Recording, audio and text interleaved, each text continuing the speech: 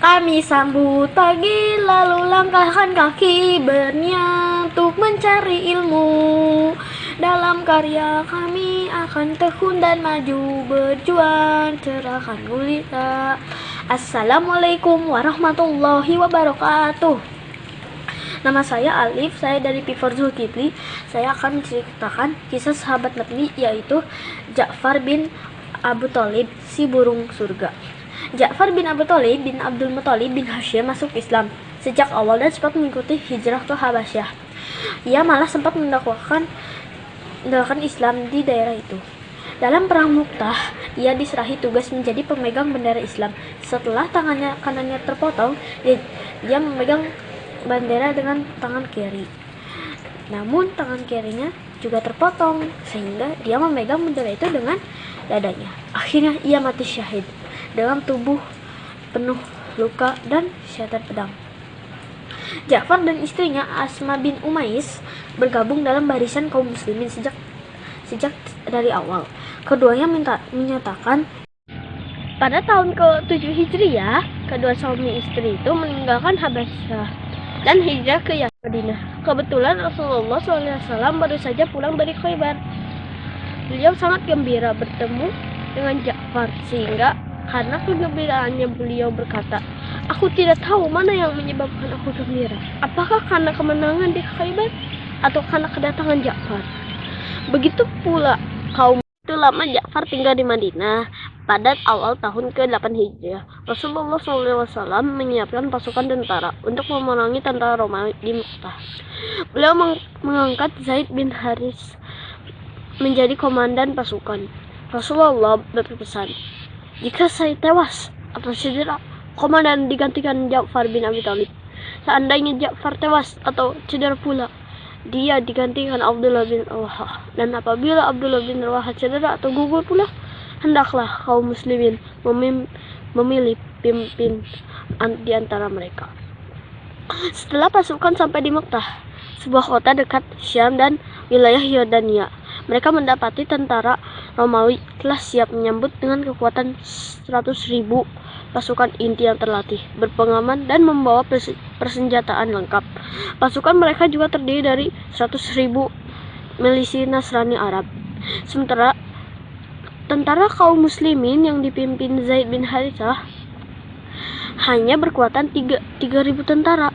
Begitu kedua pasukan yang tidak seimbang itu berhadapan, pertempuran segera berkobar. Dengan hebatnya, Zaid bin Harithah gugur sebagai syahid ketika dia dan tentaranya sedang maju menyerbu ke tengah-tengah musuh.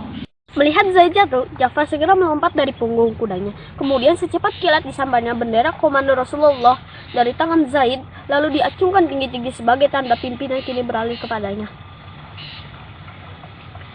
Dia maju ke tengah-tengah barisan musuh sambil mengibaskan pedang kiri dan kanan, memukul rubuh setiap musuh yang mendekat kepadanya. Akhirnya musuh dapat mengepung dan mengeroyoknya.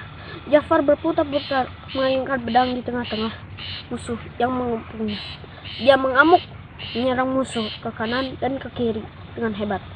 Suatu ketika tangan kanannya terkena sabatan musuh sehingga buntung. Maka dipegangnya bendera komando dengan tangan kirinya. Tangan kirinya putus pula, terkena sabatan pedang musuh.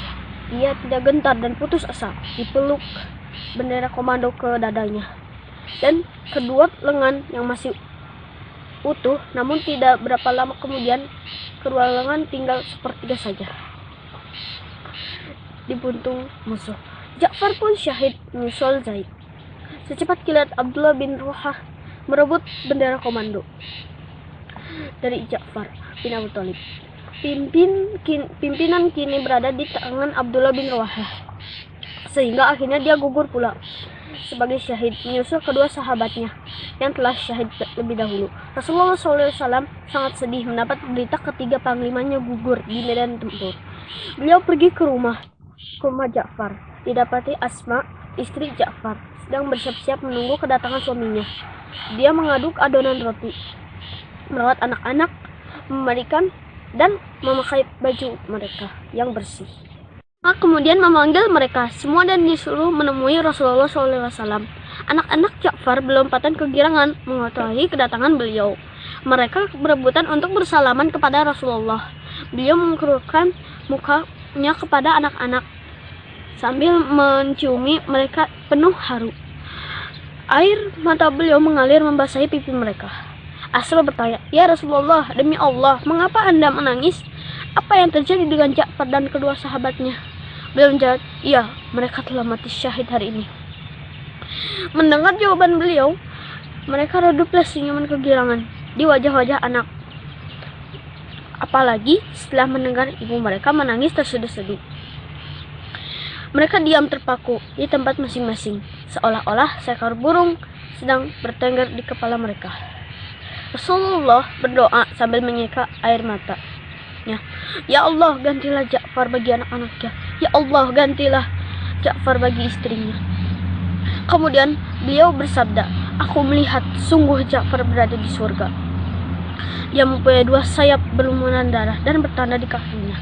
Masya Allah. Jazakumullah khairan kasiran. Assalamualaikum warahmatullahi wabarakatuh."